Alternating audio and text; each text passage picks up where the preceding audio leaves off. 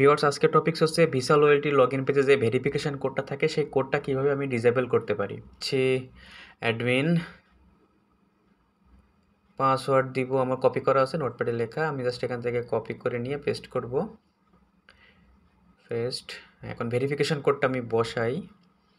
Verification কোডটা দেখেন আমি বসিয়ে দিচ্ছি, দিয়ে আমি লগ ইন করবো। এই ভেরিফিকেশন কোডটা বারবার দেওয়া একটু বিরক্তিকর, তো এটা আমি একবারে চাচ্ছি অফ করতে। তো হচ্ছে সিস্টেম কনফিগারেশন থেকে লগ ইন ম্যানেজমেন্ট, তারপরে লগ ইন কনফিগারেশন। দেখেন এখানে ভেরিফিকেশন কোডটা এনাবেল করা আছে, আমি এখান থেকে জাস্ট ডিসেবল করে দিব।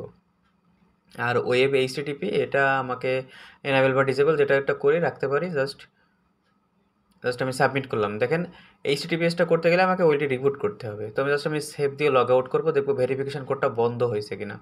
তো আমি জাস্ট সেভ দিয়েছি, লগ আউট। দেখেন আমার কিন্তু ভেরিফিকেশন কোডটা আসে নাই। তো এভাবে আমি হচ্ছে ভেরিফিকেশন কোডটা বন্ধ করতে পারি ভিসা লয়্যালটিতে। এখন ইউজার নেম পাসওয়ার্ড দিয়ে লগ ইন করে দেখি।